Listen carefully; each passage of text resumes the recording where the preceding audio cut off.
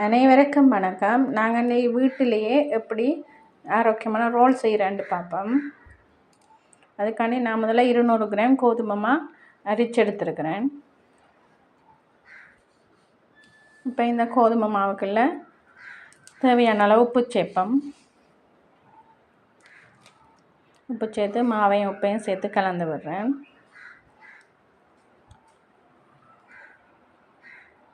அடுத்ததாக அப்பச்சோடா. நீங்கள் முட்டை விரும்பினா முட்டை சேர்க்கலாம் அப்பச்சோடாவுக்கு பதிலாக. நான் முட்டை எனக்கு விருப்பம் இல்லாடியே நான் முட்டை சேர்க்கல, அப்பச்சோடா சேர்க்குறேன்.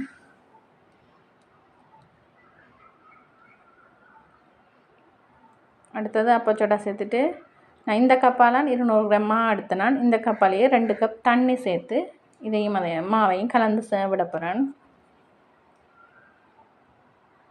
நீங்கள் எந்த கப்பால் எடுக்கிறீங்களோ அந்த கப்புன்னா 2 மடங்கு தண்ணி சேர்த்தா சரி. அடுத்ததாக கார்ன்ஃப்ளவர் ஒரு தேக்கரண்டி சேர்க்குறேன். அதுவும் சேர்த்து இதோட கலந்து விடுவோம். கார்ன்ஃப்ளவர் ஏன் சேர்க்குறேன்னா ரோல் வெடிக்காமல் வர்றதுக்காண்டி கார்ன்ஃப்ளவர் சேர்க்குறது. இப்போ இதை கிரைண்டர் கப்பில் அரைச்சிட்டு வருவோம். கிரைண்டர் கப்பில் ஏன் அரைக்கிறோம்னா ரோல்ட மா நல்லா சாஃப்டாக இருக்கணுமென்றதுக்காக. இப்போ நான் அரைச்சிட்டு வந்துட்டேன். இப்போ மா ஒரு பக்கம் இருக்கட்டும். நான் இப்போ ஸ்டஃபிங்கு தேவையான கறி செய்ய போகிறேன். அதுக்காண்டி நான் முதல் அடுப்பு மூட்டி இருக்கிறேன். வெங்காயம், பச்சை மிளகாய், உள்ளி, கருவேப்பிலை என்பன எடுத்து கழுவி வெட்டி வச்சுருக்கிறேன். இப்போ பாத்திரம் ஒன்று எடுத்து அதை கழுவி அந்த பாத்திரத்தில் ஈரம் காஞ்ச பிறகு அதுக்குள்ளே தேங்காய் எண்ணெய் சேர்க்க போகிறேன். நான் தேங்காய் எண்ணெய் சேர்க்குறேன். நீங்கள் எந்த எண்ணெய் விருப்பமோ அந்த எண்ணெய் சேர்க்கலாம்.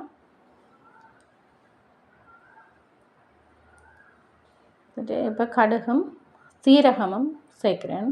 தாளினைக்கு தேவையான கடுகும் சீரகமும் நான் ஒரு டீஸ்பூன் சேர்த்துறேன். நீங்கள் உங்களோட விருப்பத்துக்கு ஏற்ற மாதிரி சேர்த்துக்கொள்ளுங்க.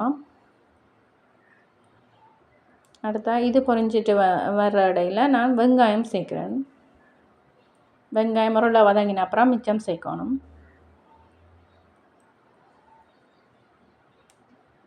இப்போ எல்லா எண்ணெயும் வெங்காயமும் ஒன்றா கலந்து விட்டுருக்கிறேன். எனக்கு உருளை வெங்காயம் வதங்கிட்டு இப்போ கறிவேப்பிலை சேர்க்குறேன்.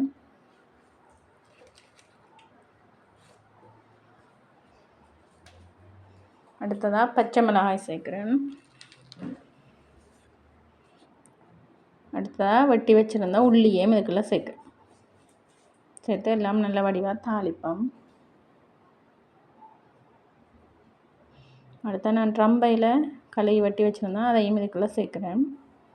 5 உருளைக்கிழங்கு எடுத்து அவிச்சு வச்சுருக்கேன். அதில் தோலையை நீக்கிட்டேன். இப்போ இதை மசிச்சு தான் இதுக்குள்ளே சேர்க்கணும். இப்போ உருளைக்கிழங்கு மசிச்சுட்டு இதுக்குள்ளே சேர்க்குறேன். இப்போ எனக்கு கறிக்கு தேவையான அளவு தூள் சேர்க்குறேன். உங்களோட காரத்துக்கு ஏற்ற மாதிரி தூளை சேர்த்துக்கொள்ளுங்க. அடுத்த தேவையான அளவு உப்பு சேர்க்குறேன். அந்த தூள் அவியணும் என்பதற்காக இப்போ தண்ணி விட்டு தான் இந்த கறி அவிய விட போகிறேன். தண்ணி விட்டு அவிஞ்ச அப்புறம் நான் உங்களுக்கு காட்டுறேன். இப்போ நான் கறி அவிஞ்சிட்டுது இறைச்சி சரக்கு தூள் சேர்த்து இறக்குறேன்.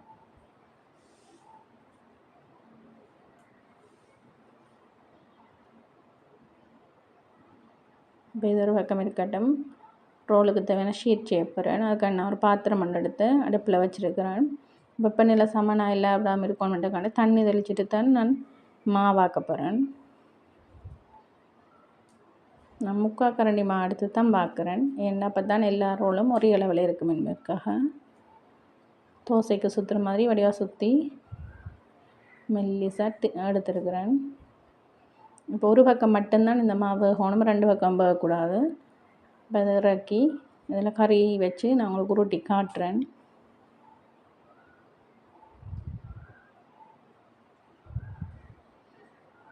இந்த வட்ட வடிவ ஷேப்புக்கு கறியை ஷேப் பண்ணிவிட்டு இப்போ உருட்டுறேன். உங்களை விரும்பின விதத்தில் உருட்டி எடுக்கலாம். உங்களுக்கு நீட்டு ரோலாக விருப்பம்னா இன்னும் கொஞ்சம் நீட்டாக கறியை வச்சுட்டு உருட்டி எடுங்க. நான் பொரிக்கிற பாத்திரத்துக்கு ஏற்ற மாதிரி அளவு எடுத்துருக்கிறேன். இப்படியே எல்லா ரோல்களையும் உருட்டி எடுக்கணும். இப்போ ரோலுக்கு தேவையான தோய் மாவுக்கு அதே மாவுக்குள்ள இன்னும் பேர் மாய்ச்சது கொஞ்சம் திக்காக இருக்கணும்ன்றக்காண்டி இன்னும் பேர் மாய்ச்சது அதையும் கலந்து விடுறேன். இப்போ இந்த கலவைகளை நான் ஒரு ரோலையும் போட்டு எடுத்துட்டு தூளில் இப்போ எடுத்து வச்சுருக்கிறேன். அந்த தூளில் புரட்டி எடுக்கணும். அப்படியோ ஒன்றையும் நீங்கள் உருட்டி எடுங்க.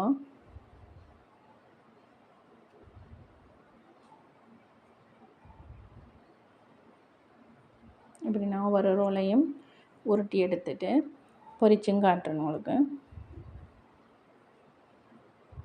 ஒரு பாத்திரம் எடுத்து அந்த ஈரம் காஞ்ச பிறகு நான் பொரிக்கிறதுக்கும் தேங்காய் எண்ணெய் சேர்க்குறேன். நீங்கள் எந்த எண்ணெய் விருப்பமோ அந்த எண்ணெயை சேர்த்துக்கொள்ளுங்க. ரோல் ஓரளவு மூழ்கிற அளவுக்கு எண்ணெய் இருக்கணும்.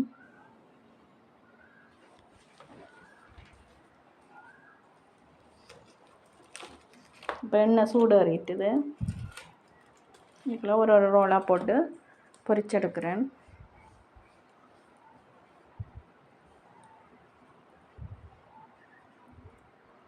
ரெண்டு பக்கம் அப்படியே பொரிச்செடுக்கணும். அளவான வெப்பநிலையை பண்ணணும். எனக்கு ஒரு பக்கம் வகிட்டு மற்ற பக்கம் திருப்பி விட்டு பொரிச்சிட்டேன். இப்போ இதை இறக்கி நான் உங்களுக்கு காட்டுறேன். இப்போ என்ன சூப்பரான ரோல் வந்து தயாராகிட்டுது. நீங்களும் வீட்டில் ட்ரை பண்ணி பார்த்துட்டு கமெண்ட் பண்ணுங்க. தேங்க்யூ.